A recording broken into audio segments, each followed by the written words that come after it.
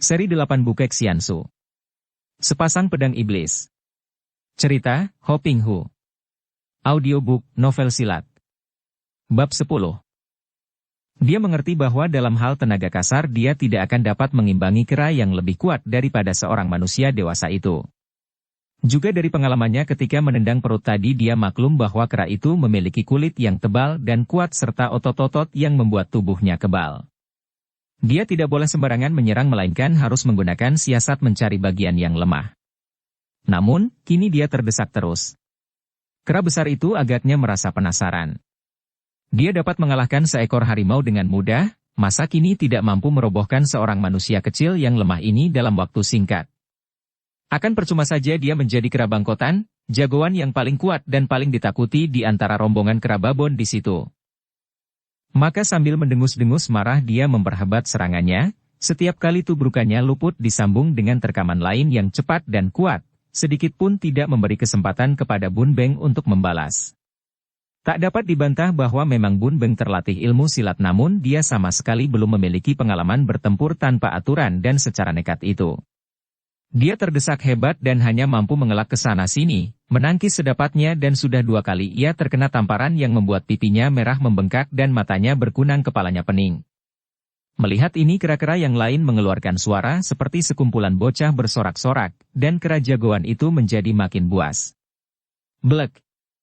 Sebuah tamparan dengan lengan kanan berbulu yang amat keras dapat ditangkis oleh Bun Beng, akan tetapi karena dia kalah tenaga, tamparan itu masih menembus tangkisannya dan mengenai pundak kirinya.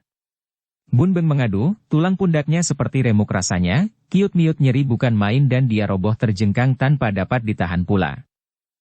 Ger! Kera besar menggereng dan menubruk tubuh lawan yang sudah telentang tidak berdaya itu. Dalam keadaan penuh bahaya ini, keadaan Bun Beng sebagai manusia membuktikan keunggulannya. Dia memiliki akal dan dalam detik-detik berbahaya itu ia menggunakan akalnya. Ketika melihat kera besar menubruk, dia menggulingkan tubuhnya sampai 3 kali dan tidak lupa tangannya mencengkeram tanah dan berhasil menggenggam tanah. Pada saat kera menubruk lagi, tangannya bergerak dan tanah yang digenggamnya itu meluncur, menyambut muka si kera yang tentu saja tidak memiliki akal untuk menduga serangan ini. Matanya tetap melotot penuh geram kemenangan sehingga kedua matanya merupakan sasaran tepat, kemasukan butiran-butiran pasir tanah. Aug! Kera itu memekik-mekik dan menggunakan kedua tangan menggosok matanya. Tentu saja karena cara menggosoknya kaku, pasir tanah itu makin dalam masuk ke mata dan makin nyeri rasanya. Kesempatan ini tidak disia-siakan oleh Bun Beng. Dia sudah meloncat bangun dan menghujankan pukulan tendangan ke tubuh si kera. Namun dia tidak memukul sembarangan, melainkan memilih tempat yang lemah, memukul ke arah hidung, mata, dan telinga sedangkan tendangannya mengarah sambungan lutut dan pusar. Tentu saja kera besar yang masih setengah mati menggosoki matanya, menjadi sasaran serangan dan tubuhnya terguling-guling. Ia mengeluarkan suara seperti menangis dan akhirnya ia berlutut di atas tanah, menutupi kepalanya dengan kedua matanya bercucuran air mata.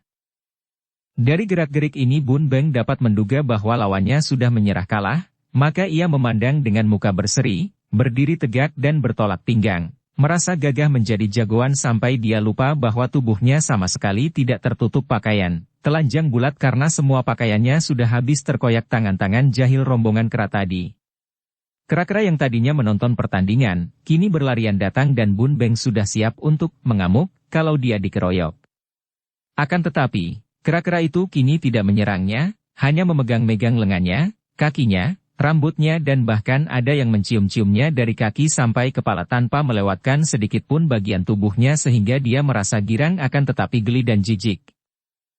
Agaknya air mata yang banyak keluar dari sepasang mata kera besar telah mencuci bersih mata itu, kini kera besar dapat membuka matanya yang berubah merah dan dia pun merangkul dan menciumi Bun Beng. Mengertilah anak ini bahwa semenjak saat ia berhasil mengalahkan jagoan kera babon, dia telah diaku sebagai seekor di antara mereka. Dia telah diterima menjadi anggota kera babon. Semenjak saat itu, mulailah penghidupan baru yang sama sekali asing bagi Bun Beng. Dia hidup di antara sekumpulan kera babon, bertelanjang, bulat, mencari makan, bermain-main dan berayun-ayun di dahan-dahan pohon dan di batu-batu gunung persis seekor kera. Hanya bedanya, dan kadang-kadang timbul penyesalan di hatinya akan perbedaan ini bahwa dia tidak berbulu seperti kawan-kawannya, sehingga seringkali dia menderita kedinginan. Namun, lambat laun ia dapat membiasakan diri dan tubuhnya menjadi kebal akan hawa dingin. Sebagai seorang makhluk yang berakal, dalam mencari makanan dan lain-lain tentu saja dia paling menang, sehingga tidak lama kemudian dia dicontoh oleh kera-kera itu dan seolah-olah menjadi pemimpin mereka. Apalagi semenjak dia mengalahkan jagoan kera, dia dianggap paling kuat dan teman-temannya tidak ada yang berani mencoba-coba dengan dia. Selama beberapa bulan hidup di antara sekumpulan kera, Bun Beng mendapatkan sebuah kenyataan yang amat berkesan di hatinya. Semenjak dia dijadikan rebutan para tokoh Kang Ou sehingga terdapat pertentangan dan terjadi pembunuhan, kemudian disusul pengalaman-pengalaman di mana dia menyaksikan permusuhan antar manusia yang mengakibatkan pembunuhan-pembunuhan mengerikan, ia mendapat kenyataan betapa manusia merupakan sekumpulan makhluk yang amat kejam dan sama sekali tidak mempunyai rasa setia kawan terhadap sesama manusia. Kini, hidup di antara sekumpulan kera yang dianggap sebagai binatang bodoh dan tidak berakal, dia menemukan perbedaan yang amat menyolok. Sekumpulan kera ini hidup amat rukun dan penuh setia kawan. Memang benar bahwa di antara mereka kadang-kadang terjadi perkelahian, namun perkelahian ini hanya terbatas dalam mengadu kekuatan sampai seekor di antara mereka mengaku kalah. Yang menang tidak akan menindas, yang kalah tidak akan menaruh dendam dan tidak ada rasa mengganjal di antara mereka. Akan tetapi seekor saja terganggu, sekelompok akan maju bertanding dan membela. Seekor saja celaka, yang lain akan turun tangan tanpa pamrih. Tidak ada di antara mereka yang memonopoli sesuatu. Buah-buah yang bergantungan, air yang mengalir, tidak ada yang menuntut sebagai hak pribadinya. Memang, mereka ini tidak pandai berbasa-basi, tidak pandai bermanis muka, tidak pandai bersopan santun dan tidak pandai melakukan segala kepalsuan-kepalsuan lain yang sudah menjadi pakaian manusia. Betapa liar mereka itu, betapa bebas dan bahagia karena mereka tidak mengejar kesenangan, tidak mengejar kebahagiaan seperti manusia sehingga kesenangan dan kebahagiaan dengan sendirinya datang kepada mereka. Mereka tidak mengenal kecewa karena tidak mengharap, tidak bertemu duka, karena tidak mencari suka. Betapa wajar dan betapa dekat dengan alam, betapa dekat dengan kekuasaan alam. Di samping menemukan hal-hal yang mendatangkan kesan di hatinya yang timbul dari pengetahuannya ketika dahulu membaca kitab-kitab filsafat, juga Bun Beng menemukan dan mempelajari kepandaian-kepandaian aneh yang mereka miliki sebagai anugerah langsung dari alam tanpa mereka pelajari, yaitu kecekatan, ketampilan yang belum tentu dapat dimiliki manusia yang sengaja mempelajarinya bertahun-tahun. Dengan menyatukan diri di tengah-tengah mereka, dalam beberapa bulan saja Bun Beng dapat berloncatan di atas karang di tebing-tebing yang curam, memanjat pohon-pohon besar dan loncat berayun dari dahan ke dahan. Juga ia dapat mengenal pengetahuan anugerah alam tentang daun-daun dan akar-akar obat yang dipergunakan kera-kera itu untuk mengobati luka-luka, keracunan dan lain-lain. Selama 6 bulan Bun Beng hidup di tengah-tengah kera itu, mengalami hal-hal yang amat luar biasa. Setelah setengah tahun hidup bertelanjang bulat seperti itu, dia menjadi terbiasa dan kadang-kadang kalau ia teringat akan peradaban manusia, ia menjadi geli sendiri. Betapa dia akan dianggap kurang susila, kurang ajar, tidak tahu malu dan sebagainya oleh manusia-manusia beradab. Dari manakah timbulnya rasa malu kalau telanjang dan terlihat orang lain? Mengapa pula harus malu? Perasaan malu ini adalah buatan manusia sendiri. Buktinya, tidak ada seorang pun anak-anak yang merasa malu dilihat bertelanjang. Setelah kepada anak itu ditanamkan pengertian bahwa bertelanjang dilihat orang adalah memalukan, barulah timbul perasaan malu ini. Andai kata tidak ada penanaman pengertian ini, kiranya tidak akan timbul pula perasaan malu. Musim dingin tiba, akan tetapi Bun Beng yang bertelanjang bulat itu tidak menderita kedinginan. Kulit tubuhnya sudah terlatih sedikit demi sedikit sehingga kebal. Akan tetapi, perasaan dan kesadarannya sebagai manusia tidak pernah hilang dan hanya karena terpaksa tidak ada pakaian saja maka dia bertelanjang bulat di antara sekumpulan kera babon. Ketika pada suatu hari dia bersama sekawanan kera itu menyerang dan membunuh beberapa ekor harimau, Bun Beng menguliti harimau yang dibunuhnya dan kulit harimau itu ia pakai untuk menutupi tubuhnya bagian bawah. Bukan terdorong oleh rasa malu atau penahan dingin, melainkan dengan penutup bawah itu dia terhindar dari gangguan semut dan nyamuk yang tidak dapat mengganggu kera-kera itu karena kulit mereka tertutup bulu.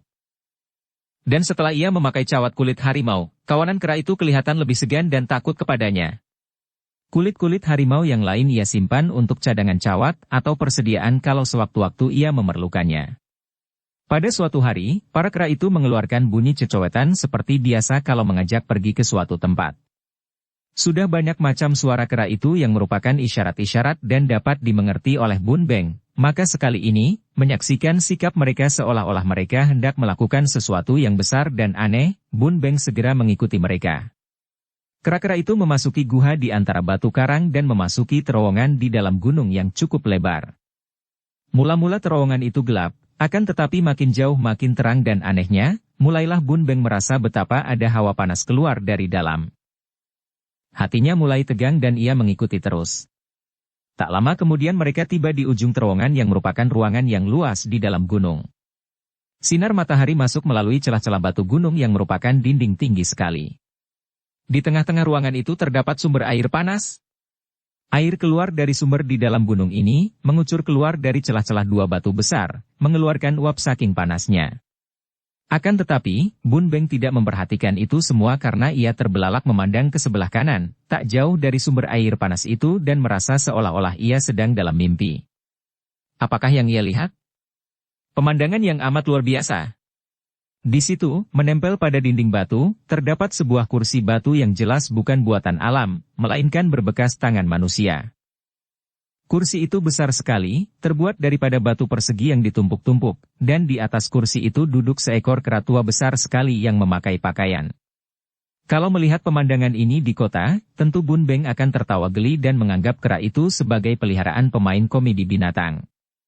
Seekor kera tua duduk di kursi memakai jubah yang sepatutnya dipakai seorang pendeta, jubah berwarna kuning yang sudah koyak-koyak, terutama di ujung kedua lengannya. Dan kera tua berbaju itu memandangnya dengan muka berseri, tanda senang hati, sikap yang sudah dikenal Bun Beng. Kera tua itu agaknya senang melihatnya, dan moncongnya yang lebar itu berkemak-kemik, telunjuknya menuding-nuding. Kawanan kera melewati kursi itu sambil membungkuk-bungkuk, mata melirik-lirik penuh sikap takut terhadap kera tua yang berpakaian. Akan tetapi mereka tidak mempedulikan, kakek, kera itu dan sambil cecowetan riuh rendah dan penuh kegembiraan mereka masuk ke dalam air panas yang mengalir seperti sebatang sungai kecil. Bun Beng masih tertarik dan terpesona oleh karena kera tua yang aneh itu, akan tetapi ketika berapa ekor kera mulai menarik-nariknya diajak mandi, timbul pula kegembiraannya. Cepat ditanggalkannya cawat kulit harimau dan ia pun masuk ke dalam anak sungai yang airnya panas. Betapa nikmatnya mandi dan merendam tubuh di air yang panas itu. Merupakan penawar yang nyaman setelah diserang musim dingin di luar. Dan air panas itu benar-benar mendatangkan rasa nyaman sekali di tubuhnya, seolah-olah mengandung sesuatu yang memiliki daya mujizat menguatkan tubuh. Mengertilah ia kini bahwa sumber air panas itu merupakan semacam air obat yang dimanfaatkan oleh kera-kera itu agaknya setahun sekali, yaitu di waktu musim dingin tiba. Yang amat mengherankan hatinya dan tidak dimengerti adalah munculnya kera tua berpakaian pendeta itu. Setelah puas mandi air panas, Bun Beng mengenakan cawat kulit harimaunya lagi dan mulailah ia mendekati kera tua untuk menyelidiki keadaannya yang aneh. Ketika ia mendapat kenyataan bahwa kera itu ternyata sudah amat tua dan lumpuh, ia merasa kasihan dan terharu. Wajah kera itu begitu penuh pengertian dan sekiranya kera tua itu dapat bicara, tentu dia akan dapat mendengar dongeng yang menarik dari mulut kera itu. Dan kembali ia menyaksikan kesetiakawanan yang hebat. Agaknya kera tua itu menjadi semacam juru kunci, atau penunggu sumber air panas dan selamanya tinggal di situ. Adapun untuk keperluan setiap harinya, dia tidak perlu bingung karena kera-kera babon setiap beberapa hari sekali ternyata mengirim buah-buah dan makanan untuk si tua ini. Melihat betapa kera tua itu pandai berpakaian dan sikapnya jauh lebih jinak dibandingkan dengan kera-kera lain, Bun Beng percaya bahwa tentu kera tua ini tidak asing dengan manusia. Maka dia menjadi lebih berani dan ketika ia melihat sebuah ruangan dari batu karang di belakang kursi besar itu, tanpa ragu-ragu lagi dia memasuki ruangan itu. Hal pertama yang menarik hatinya ukir-ukiran huruf dinding batu. Goresannya dalam dan biarpun sudah banyak lumutnya, masih mudah dibaca karena ukiran itu selain dalam juga besar. Di musim dingin, perut gunung mengeluarkan air panas. Di musim panas, perut gunung mengeluarkan air dingin.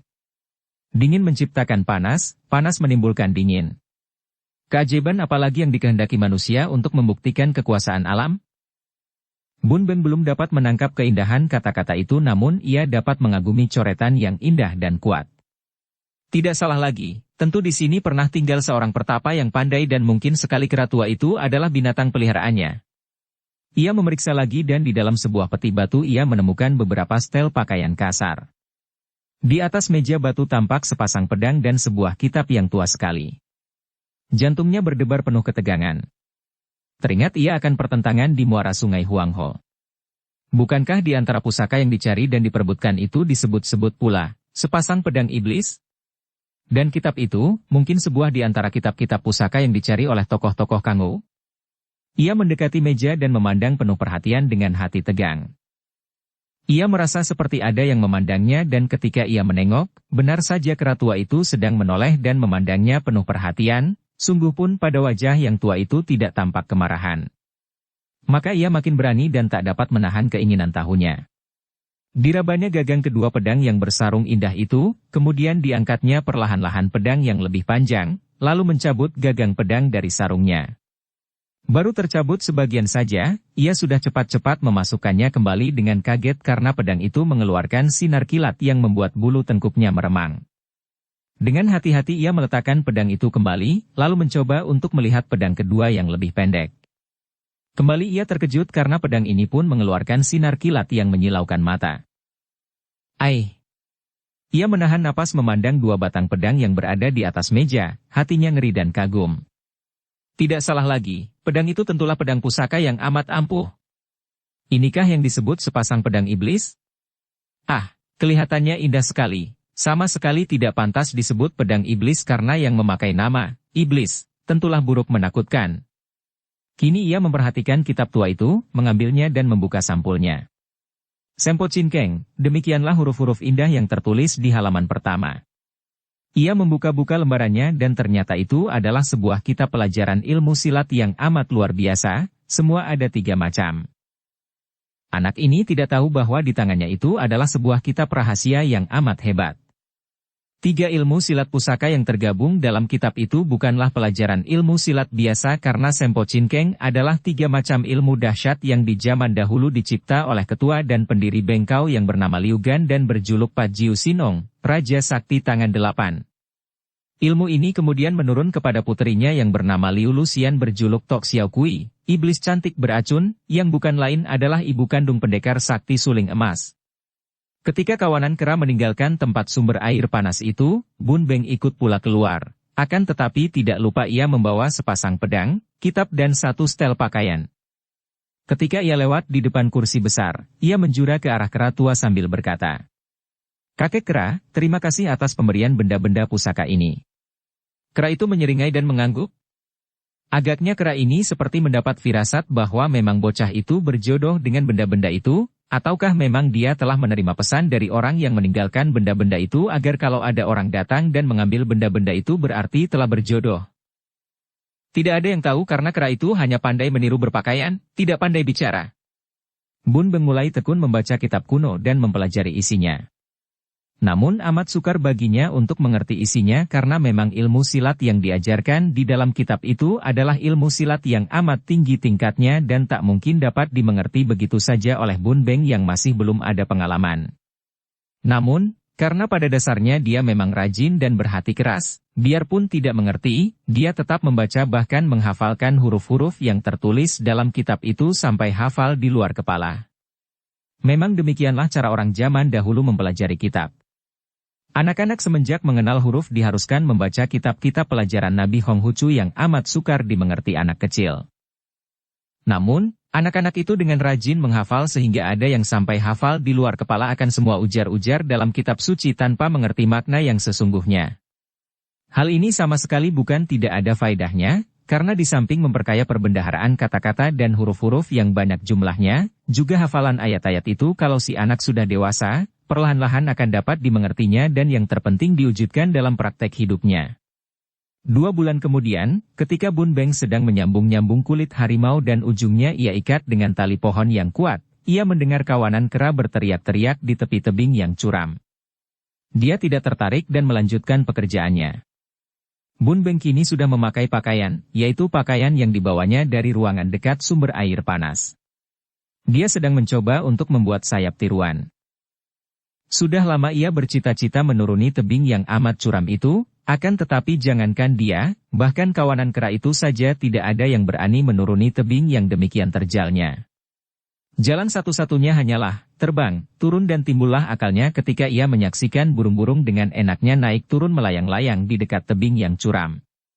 Kalau saja dia dapat terbang melayang seperti burung-burung itu, keinginan inilah yang membuatnya pada saat itu bekerja keras. Dia sudah mencoba dengan memegangi keempat ujung kulit harimau meloncat dari atas pohon dan kulit harimau yang terbuka itu menahan peluncuran tubuhnya sehingga ia dapat hinggap di atas tanah dengan lunak. Kini ia hendak membuat sayap yang besar dengan menyambung-nyambung kulit harimau dan mengikat keempat ujungnya dengan tali yang kuat. Dengan sayap ini dia hendak memeriksa keadaan di bawah tebing karena sering ia melihat bayangan-bayangan bergerak di bawah jauh sekali, seperti bayangan manusia. Juga beberapa kali dia melihat burung besar sekali terbang ke bawah tebing itu. Mungkin sekali dia akan dapat kembali ke dunia ramai kalau bisa menuruni tebing itu. Adapun tebing-tebing yang lain semua buntu, merupakan jurang-jurang yang tiada habisnya. Setelah sayap tiruan itu jadi dan mendengar kawanan kera itu makin ribut, ia tertarik juga dan cepat ia menghampiri. Kera-kera itu melihat ke bawah sambil menunjuk-nunjuk. Bun Beng juga memandang dan tampak olehnya jauh di bawah sana, banyak bayangan-bayangan atau titik-titik yang bergerak-gerak. Terjadi perang di bawah sana. Dia tidak dapat memandang tegas dan ia menduga-duga apakah mata kawanan kera itu dapat memandang lebih jelas? Inilah saat untuk terbang melayang, turun, pikirnya. Bergegas ia lalu mengambil kitab kuno yang ia masukkan di balik bajunya, menyimpan pula sepasang pedang di balik baju di punggung, kemudian ia mengikatkan tali 3 ujung ke pinggang dan memegangi tali keempat dengan tangan kiri. Melihat Bun Beng mendekati tepi tebing membawa sayap, aneh itu, kera-kera menjadi bingung. Mereka itu lalu memekik-mekik ketika Bun Beng tiba-tiba meloncat dari pinggir tebing yang amat curamnya. Ada yang menutupi muka, ada yang menjerit-jerit akan tetapi ada pula yang menari-nari. Bun Beng yang sudah nekat itu merasa betapa tubuhnya meluncur ke bawah lalu tertahan, pinggangnya sakit karena tali-tali yang mengikat pinggang menegang, akan tetapi dia girang sekali karena mendapat kenyataan betapa sayap di atasnya mengembang. Selamat tinggal, kawan-kawanku yang baik. Ia melambai ke atas dan melihat betapa kera-kera babon itu makin lama makin kecil sedangkan tubuhnya terus meluncur perlahan ke bawah. Tiba-tiba, sayapnya terguncang oleh angin. Celaka, pikirnya. Mudah-mudahan tidak ada angin kencang yang akan menghancurkan sayapnya dan menghempaskan ke batu karang yang menjadi dinding tebing curam itu. Untung baginya, angin tidak kencang dan tak lama kemudian ia sudah dapat melihat orang-orang yang berada di bawah. Dan dugaannya ketika berada di atas tebing tadi ternyata tidak meleset. Dia melihat orang-orang sedang bertempur di bawah itu. Dari atas ia melihat belasan orang laki-laki yang tampan dan gagah. Semua berpedang sedang sibuk menahan amukan 3 orang yang rambutnya riap-riapan dan bersenjata kebutan. Ilmu silat 3 orang ini hebat bukan main sehingga biarpun orang-orang gagah berpedang itu lebih besar jumlahnya, namun mereka terdesak hebat, bahkan banyak yang sudah terluka.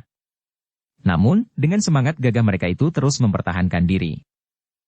Seorang di antara belasan orang gagah itu yang bertubuh tinggi, dan yang tampaknya paling lihai memutar pedang menahan amukan seorang di antara 3 lawan bersenjata kebutan yang lihai itu.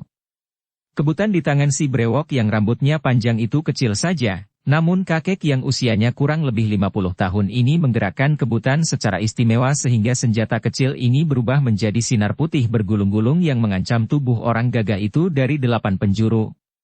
Tiba-tiba orang tinggi itu berseru kaget ketika pedangnya kena digulung kebutan dan terampas. Pedang terlepas dari tangannya dan agaknya dia tidak dapat menghindarkan diri lagi dari cengkeraman maut melalui kebutan.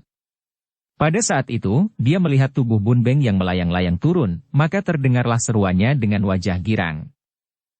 Tai Song, tolonglah kami. Seruan ini disusul oleh pekik-pekik kegirangan dari orang-orang gagah yang sedang terdesak dan Bun Beng mendengar teriakan-teriakan mereka. Citian Tai Seng datang menolong kita. Dewa kita kau Citian datang. Ah, bagaimana ayahmu? Benar. Dia tentu penjelmaan Sun Gokong. Bun Beng terbelalak keheranan. Benarkah mereka itu menganggap dia Kau Citian atau Sun Gokong, juga disebut Citian Taiseng tokoh dongeng Raja Kera yang maha sakti dalam dongeng Siuki? Hampir ia tertawa bergelak, akan tetapi melihat wajah mereka yang berseri penuh harapan dan melihat mereka dalam keadaan terancam itu tidak mungkin main-main, timbul kenakalannya. Bun Beng yang mengerti bahwa tentu dia disangka seorang manusia bersayap, lalu mengeluarkan pekik melengking yang agaknya terdengar amat nyaring oleh orang-orang di bawah itu. 3 orang berambut panjang yang riap-riapan itu memandang dan wajah mereka berubah pucat. Ih! Siluman di siang hari. Mereka berseru kemudian mereka berkelebat pergi melarikan diri terbirit-birit karena ngeri dan takut melihat siluman terbang itu. Setelah melihat 3 orang itu melarikan diri, baru sekarang Bun Beng melihat dengan hati penuh kengerian betapa tubuhnya meluncur turun dan tanah di bawah seolah-olah mulut raksasa besar yang akan mencaploknya. Saking ngerinya, dia meneruskan jeritannya melengking, akan tetapi sekali ini bukan jerit pura-pura untuk menakuti orang, melainkan jerit sungguh-sungguh. Untung ia masih ingat untuk mengembangkan tangannya yang memegang tali sehingga sayap itu terbuka lebih lebar, menampung hawa menahan peluncuran tubuhnya. Biarpun demikian, masih saja dia terbanting dan tentu dia akan terluka kalau saja dia tidak cepat menggulingkan tubuhnya sampai terguling-guling dan baru dapat meloncat berdiri dengan kepala pening dan mata berkunang. Akan tetapi, ia tertegun menyaksikan belasan orang gagah itu telah menjatuhkan diri berlutut menghadap kepadanya, tidak berani mengangkat muka memandang. Bun Beng mengerutkan alisnya.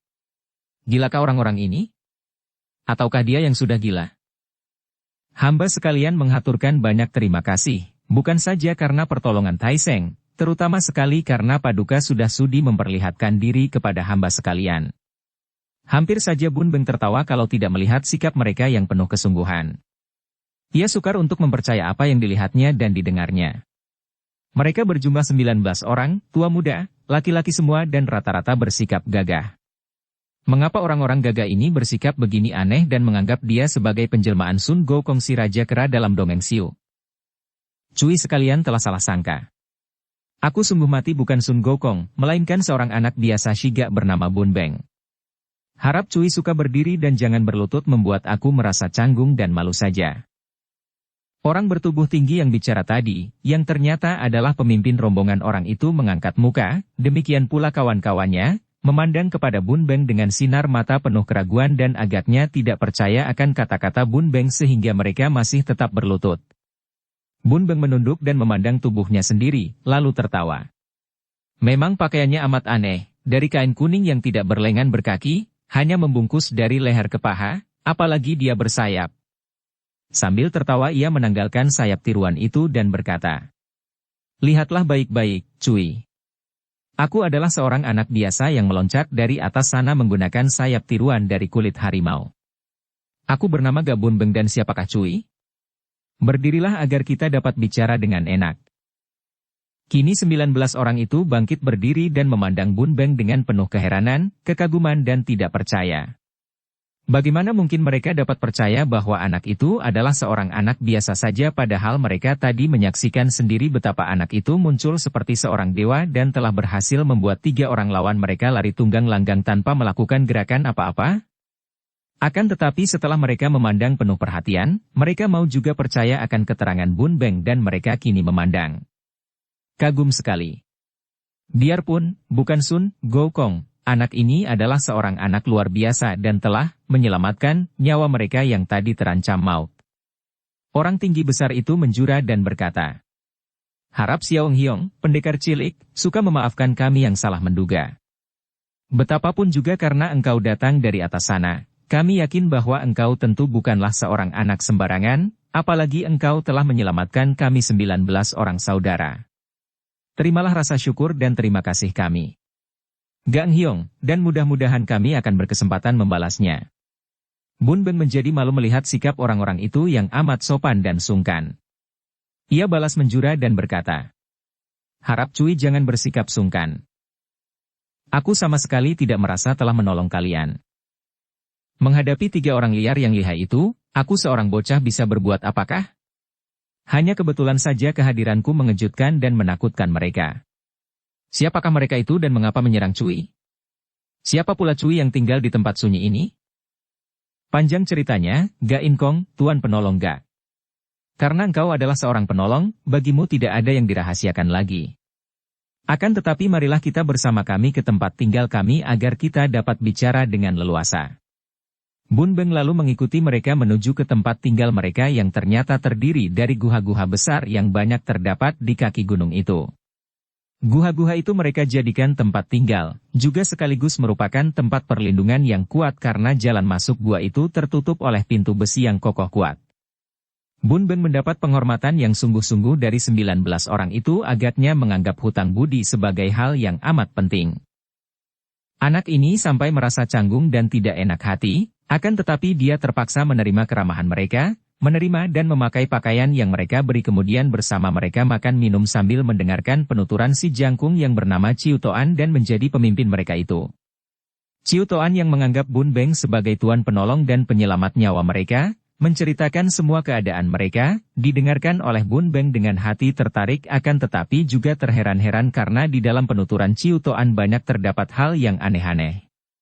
19 orang gagah itu, bukanlah orang-orang sembarangan, melainkan orang-orang yang pernah menggemparkan dalam perang terakhir melawan pemerintah Cheng yang dikuasai oleh bangsa Manchu.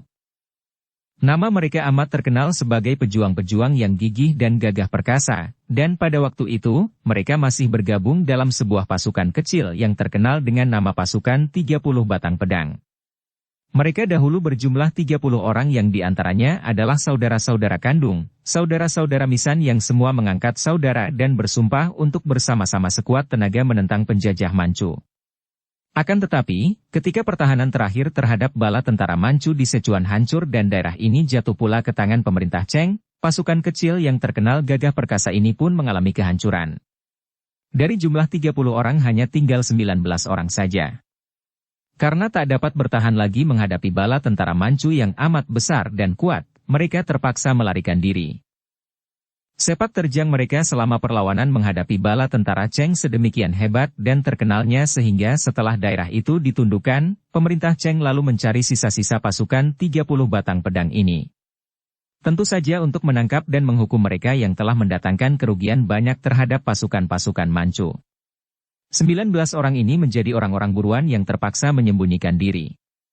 Karena pengejaran dan pencaharian dilakukan oleh orang-orang pandai yang diutus oleh kerajaan Manchu, maka 19 orang yang dipimpin Ciu Toan itu akhirnya bersembunyi di kaki gunung itu dan sudah hampir 2 tahun mereka tinggal di tempat itu. Cui adalah orang-orang gagah perkasa, mengapa tadi bersikap begitu aneh dan menganggap aku sebagai Sun Gokong? Tanya Bun Beng yang merasa kagum sekali terhadap orang-orang itu yang biarpun kalah perang tetap tidak mau tunduk kepada pemerintah penjajah. Ciu Toan menjadi merah mukanya, akan tetapi ia menjawab juga.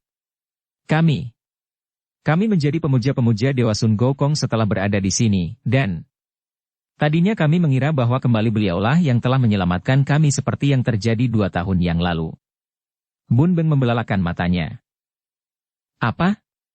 Benarkah Cui pernah diselamatkan oleh Raja Kera Sun Gokong? Dengan alis berkerut dan wajah sungguh-sungguh Ciu Toan berkata. Memang sukar dipercaya bagi yang tidak mengalaminya sendiri. Dewa Sun Gokong dianggap sebagai tokoh dongeng, akan tetapi kami percaya bahwa beliau memang ada dan di puncak tebing penuh rahasia itulah tempat pertapaannya. Kami sudah mengalaminya sendiri. Kemudian Ciu Toan menceritakan pengalaman mereka 2 tahun yang lalu, didengarkan oleh Bun Beng dengan hati tertarik sekali. Ketika 19 orang buruan itu baru beberapa hari tinggal di situ dan sedang sibuk membuat tempat tinggal di guha-guha, pada suatu pagi mereka diserbu dan dikepung oleh segerombolan perampok yang memang sebelum mereka datang menguasai daerah kaki pegunungan itu. Jumlah para perampok ada 50 orang lebih dan terjadilah pertempuran hebat yang mengancam keselamatan 19 orang ini. Mereka melakukan perlawanan gigih, karena keahlian mereka adalah berperang, sedangkan dalam pertandingan perorangan ilmu kepandaian mereka tidak terlalu luar biasa, maka mereka terdesak hebat oleh para perampok yang bertekad membunuh semua orang yang mereka anggap hendak merebut wilayah kekuasaan para perampok itu. Dalam keadaan terdesak dan banyak di antara mereka telah terluka, tiba-tiba dari atas tebing menyambar batu-batu kecil yang merobohkan para perampok itu. Anehnya, batu-batu kecil ini tidak mengenai para bekas pejuang, dan yang mengenai tubuh para perampok tidak sampai membunuh mereka, hanya tepat mengenai jalan darah yang membuat para perampok terguling dan lumpuh untuk sementara. Para perampok menjadi panik karena mereka diserang secara aneh oleh lawan yang tidak dapat mereka lihat. Apalagi kalau mereka ingat bahwa dari tempat setinggi itu sampai penyerangnya tidak tampak, orang dapat merobohkan mereka yang sedang bergerak dan bertempur dengan kerikil-kerikil kecil yang mengenai jalan darah, dapat dibayangkan betapa saktinya si penyambit batu-batu kecil. Karena jerih, para perampok melarikan diri dan semenjak itu tidak berani lagi datang mengganggu para bekas pejuang. Ciu Toan dan teman-temannya mengobati luka yang mereka derita dan mereka pun merasa heran sekali. Mereka mencoba untuk mendaki tebing karena merasa yakin bahwa di puncak tebing tentu tinggal seorang sakti yang telah menolong mereka. Akan tetapi terpaksa mereka mengurungkan niat ini karena tebing itu tidak mungkin didaki, terlalu terjal, tinggi dan licin sekali. Mereka hanya berhasil mendaki sampai seperempat saja dan terpaksa menghentikan usaha mereka. Akan tetapi, selagi mereka beristirahat dengan peluh bercucuran, mereka melihat bayangan seperti bayangan manusia berloncatan mendaki tebing itu dengan kecepatan luar biasa sekali. "Inkong, Tuan Penolong. Harap sudi menemui kami." Mereka berteriak-teriak, namun bayangan itu sebentar saja lenyap di puncak tebing. Kemudian terdengar suara dari atas, lirih saja namun amat jelas terdengar oleh mereka. "Turunlah kalian, tidak boleh naik ke sini." Karena memang mereka merasa tidak mungkin dapat mendaki tebing tanpa dilarang sekalipun akan turun juga. Akan tetapi mereka makin penasaran karena terheran-heran menyaksikan bayangan tadi. Seorang manusia, betapapun pandainya, mana mungkin mendaki tebing seperti itu secara cepat seperti terbang saja? Dan suara dari atas itu, seolah-olah orangnya berbisik di dekat telinga mereka. "Bukan manusia. Dewa agaknya, dewa penjaga gunung yang telah menolong mereka." Dan selagi mereka menduga-duga sambil bersiap-siap untuk menuruni lereng tebing yang sukar dan berbahaya itu, tiba-tiba seorang di antara mereka berseru kaget sambil menuding ke puncak tebing. Mereka semua memandang dan melihat seekor kera besar memakai pakaian pendeta duduk di pinggir puncak tebing, di atas batu dan kera itu menggerak-gerakkan kedua tangan seolah-olah menyuruh mereka cepat turun. Ciu Toan dan saudara-saudaranya menjatuhkan diri berlutut karena mereka tidak meragukan lagi bahwa kera besar itulah yang menolongnya. Dan siapa lagi kalau bukan Sun Gokong yang memiliki kesaktian sehebat itu? Di dunia ini mana ada kera yang berpakaian pendeta yang sakti luar biasa dan yang dapat mengeluarkan kata-kata seperti manusia. Kecuali Sun Gokong. Demikianlah, sejak saat itu, mereka memuja Sun Gokong yang bertapa di puncak tebing tinggi itu. Kepercayaan mereka makin menebal ketika 3 kali berturut-turut kawanan perampok lain dan sekali pasukan pemerintah menyerbu, mereka semua itu lari ketakutan karena mereka roboh sebelum sempat menyerang, roboh oleh batu-batu kecil dan bahkan pasukan pemerintah Manchu roboh oleh suara melengking yang melumpuhkan mereka. Kemudian, dari atas puncak tebing melayang sebuah benda yang ternyata adalah kitab-kitab kecil berisi ilmu silat Sinkau Kun Hoat, ilmu silat kera sakti, dan yang kini telah mereka pelajari dan menjadi andalan mereka untuk menjaga diri. Demikianlah Gain Kong, maka ketika engkau melayang turun secara aneh itu kami tidak ragu-ragu lagi bahwa engkau tentu penjelmaan Dewa Sun Gokong yang kembali menolong kami. Sungguh pun kini ternyata bahwa engkau bukan dewa itu, namun kami tetap percaya bahwa Sun Gokong berada di puncak tebing itu. Ciu Toan mengakhiri ceritanya yang amat luar biasa itu. "Bolehkah aku melihat kitab kecil itu?" Bun Beng bertanya. "Tentu saja," jawab Ciu Toan yang lalu mengambil kitab itu. Bun Beng hanya melihat tulisan pada halaman pertama yang berbunyi, Sinkau Kun Hoat, dan kini dia merasa yakin bahwa tulisan itu sama dengan penulis kitab, Sempo Chin Keng, yang dimilikinya. Dia sekarang mengerti bahwa yang menolong para bekas pejuang ini adalah manusia sakti yang tinggal di sumber air panas, dan agaknya yang tampak oleh mereka adalah kera tua yang berpakaian pendeta dan yang sekarang, entah mengapa mungkin karena tuanya, telah lumpuh. Akan tetapi, melihat kesungguhan mereka memuja Sun Gokong, dia tidak mau membuka rahasia itu dan diam saja. "Dan 3 orang berambut riap-riapan yang menyerang kalian itu siapakah?" "Kami sendiri juga heran mengapa orang-orang itu dapat mencari kami," jawab Ciu Toan. "Mereka adalah 3 orang dari Tian Liongpang yang amat terkenal memiliki tokoh-tokoh berilmu tinggi." "Tian Liongpang?" Bun Beng terkejut dan teringat akan pengalamannya di Muara Huangho. Dia pun tahu betapa hebat orang-orang Tian Liongpang. "Mengapa mereka datang menyerbu? Apakah kalian bermusuhan dengan Tian Liongpang?" Ciu Toan menggeleng kepala. Kami hanya memusuhi kaum penjajah. Akan tetapi hal itu bukan berarti bahwa kami suka dipaksa mengabdi perkumpulan apapun juga. Mereka datang seperti biasa mereka lakukan di dunia Kang Ou, yaitu hendak menarik secara paksa agar kami suka masuk menjadi anggota Tian Liongpang. Aneh sekali. Bun Beng berkata. Memang Tian Liongpang kini terkenal sebagai perkumpulan yang kuat, memiliki tokoh-tokoh berilmu tinggi dan mempunyai kebiasaan aneh, yaitu suka memaksa orang-orang Kang Ou menjadi anggota mereka, bahkan kadang-kadang menculik ketua-ketua perkumpulan lain yang dijadikan tamu secara terpaksa. Sungguh luar biasa. Kembali Bun Beng berkata, teringat akan wanita cantik tokoh Tian Liongpang yang dijumpainya di Muara Huangho itu. Betapapun aneh dan luar biasa, namun engkau lebih aneh lagi, Ga In Hong. Seorang anak kecil bersikap seperti engkau, muncul secara luar biasa dari puncak tebing. Engkau tentu ada hubungannya dengan Dewa Sun Gokong, bukan? Bun Beng merasa serba salah.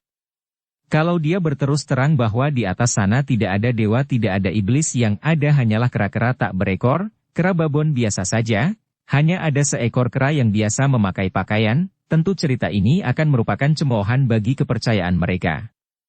Untuk membohong, dia pun tidak biasa karena orang-orang ini demikian jujur dan gagah. Bagaimana ia mampu membohong terhadap mereka dan mengatakan dia benar-benar bertemu dengan tokoh hayal Sun Gokong? Berterus terang tidak tega, membohong pun tidak mau, habis bagaimana? Cui Eng Hiong dan Cui sekalian. Aku Ga Bun Beng adalah seorang anak yatim piatu yang merantau tanpa tujuan dan secara kebetulan saja berada di puncak tebing.